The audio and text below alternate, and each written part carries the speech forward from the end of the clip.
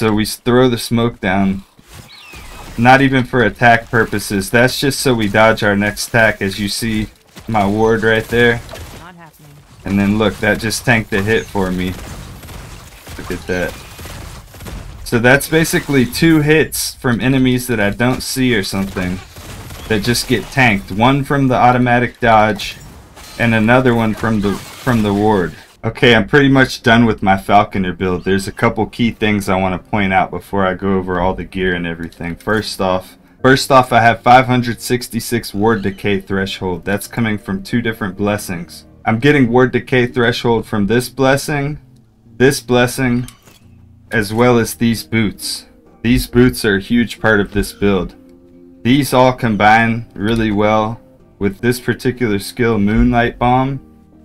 The initial burst grants you a stack of Silver Shroud, causing you to... The main thing about this is it guarantees you to dodge the next hit and you gain ward. So essentially we're gaining some ward. This is like a get out of jail free card. We're not getting set up for a 2-shot or a 1-shot. We're dodging something guaranteed. And we're getting ward. In addition to that, at one point we were using the Kestrel to gain haste on hit.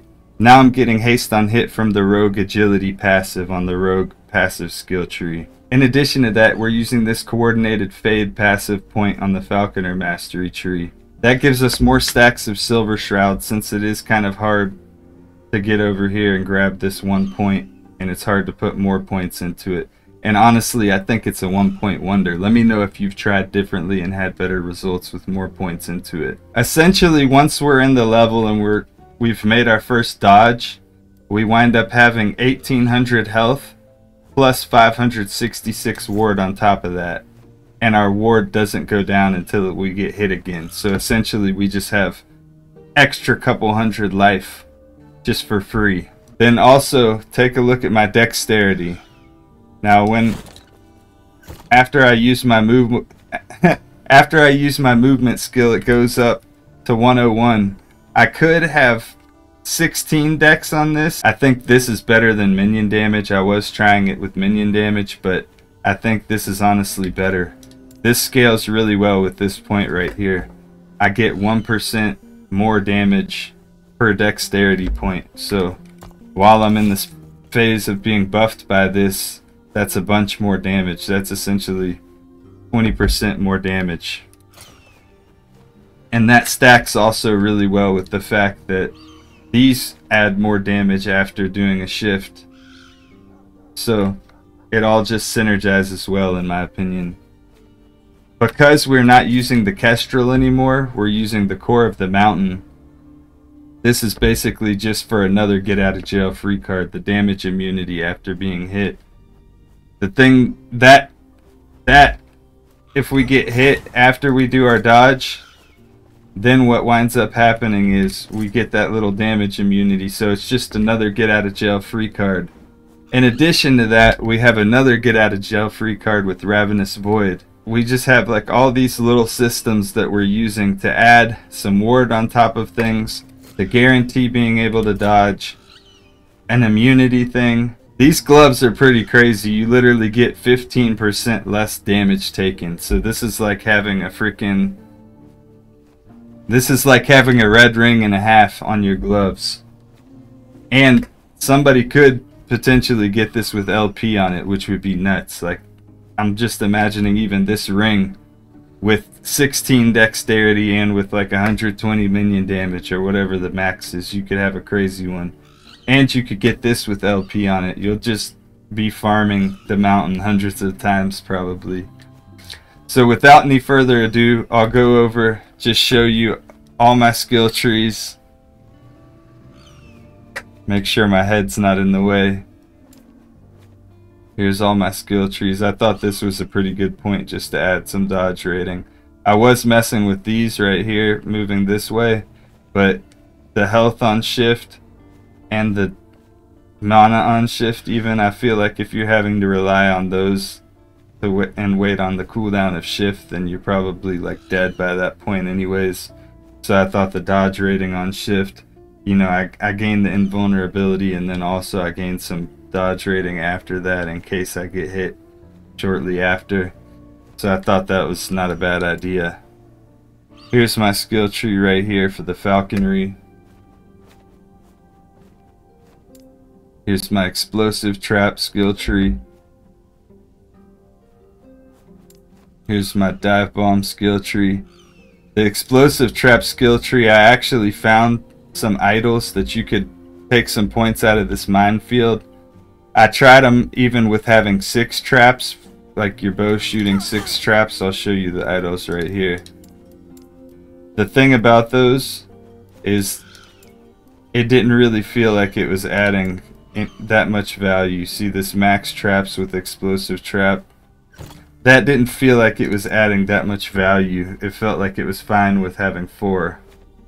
And another thing, I wound up sacrificing some bow attack speed right here, and it doesn't really feel like it hurts me any. Like honestly, the health gain 5 per point isn't really worth it, at least for this particular build with the skills that I'm using. So that's one change that I did make. Sometimes you wind up sacrificing something, trying it out, seeing if it works, and it winds up being great, and it winds up being an improvement. I'm going to just mouse over all the gear. I'm going to play a highlight of these slams happening at the end of the video because I was pretty excited when I got this. I could have gotten something instead of the lightning res, but that also allows me to not have to rely on the lightning res blessing, or to have to really worry about covering lightning res with Ellie res or anything like that. So this isn't bad at all. Nice little saver for another piece of gear for a stat. Peak of the mountain, we got Omnis. We've actually found 3 Omnises now. We found 1 Orion's Eye like a week or 2 ago, and then we did a freaking blessing or a prophecy, and we got an Orion's Eye. That's why this one's duplicated like this. We got 2 of them out of a prophecy, which is pretty crazy to me. Peak of the mountain, we had to farm a bunch of times running through that annoying maze to get this. We got an exalted bow. I did realize that it really does help using glyphs of despair, but sometimes you get such a well-rolled item, and by the time you finally get everything set up, you can't really put anything extra with the glyph of despair. So that would be ideal to have like even more stuff on here, but at the same time, this was all stuff that I needed. Here's another exalted ring. This one, I really just wish this had increased minion damage, like better on the implicit, and then something instead of the fire res, like maybe life instead of the fire res, and then increase minion damage better on the implicit, but it's all good. Increase minion damage in Ellie res, dexterity, and endurance on the relic. Here's the boots. We got Jungle Queens. We actually tried to roll another Jungle Queen's belt that had a bunch of life, and it bricked. It bricked and it got Ellie res. Really shitty roll because I was testing and I was so sold under the impression that different stats on items and stuff are like higher weighted. Like dexterity is going to be weighted higher than like endurance because dexterity is like a best in slot stat.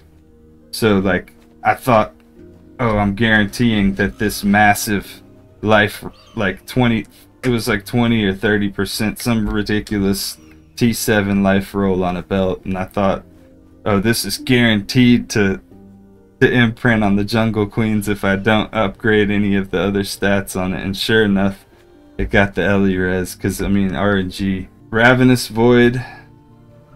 These boots, the Void res actually is a little nice to have on this. This is an example of Glyph of Despair gone right.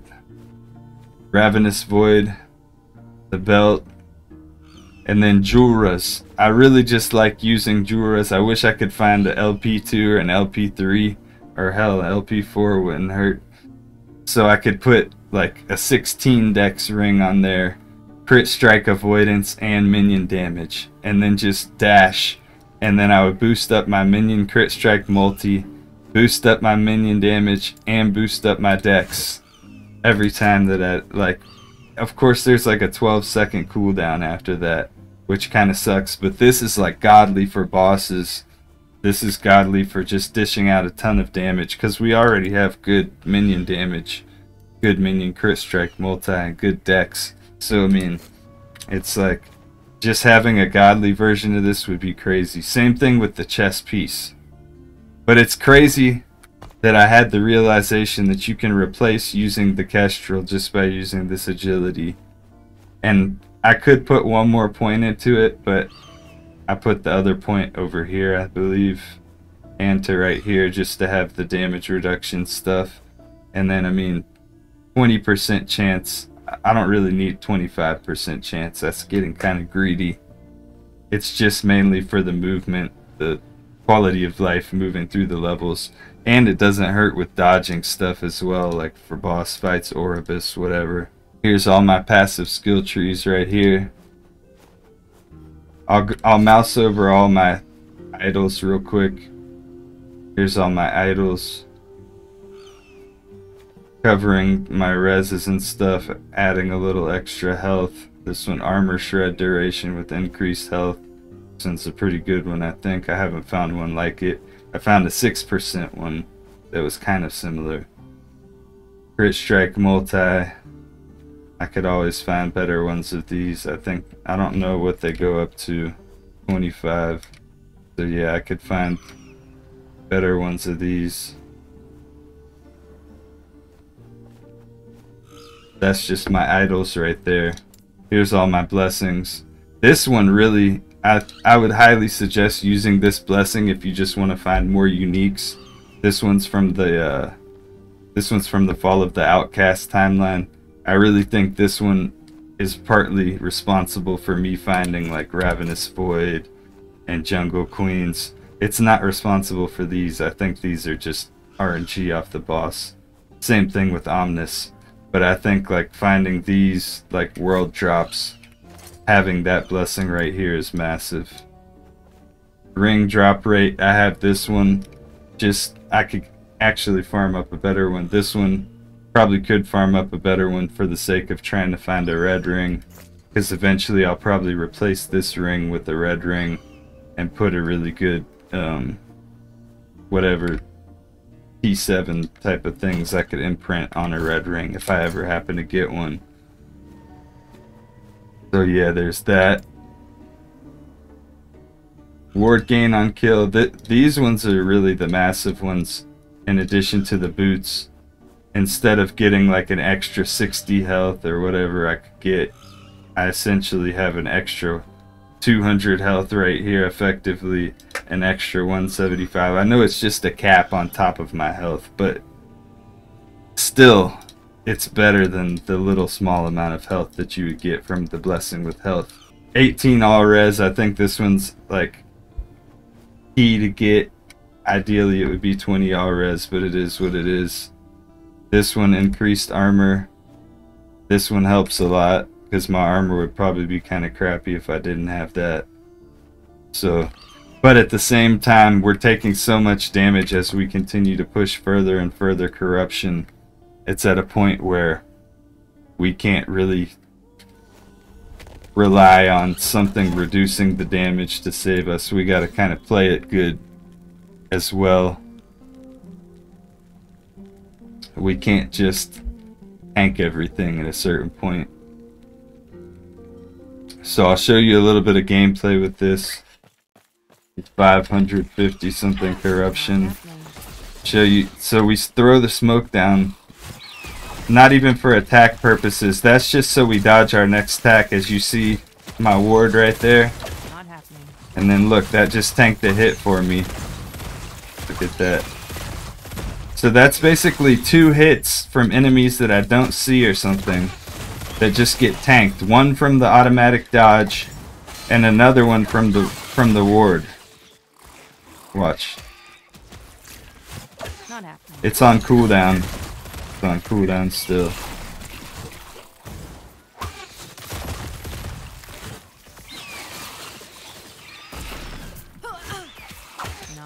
See?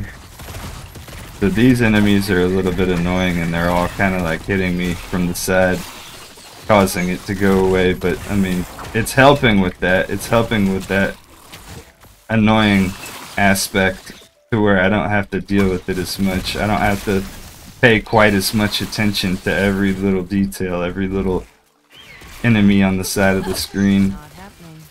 See, look at that. I kind of want to move on to another character, but I want to find a red ring. I want to find certain things just to say that I did it, because I pretty much found almost all the rarest items in the game. There's a couple that I haven't found, but there's like that one really rare helmet that lets sentinels like teleport without having a target or something. There's that one. There's the red ring. And I think that's pretty much all that I haven't found. I mean, of course, there's plenty of rare stuff with that's really hard to find with LP on it, like Wings of Argentus or something like that.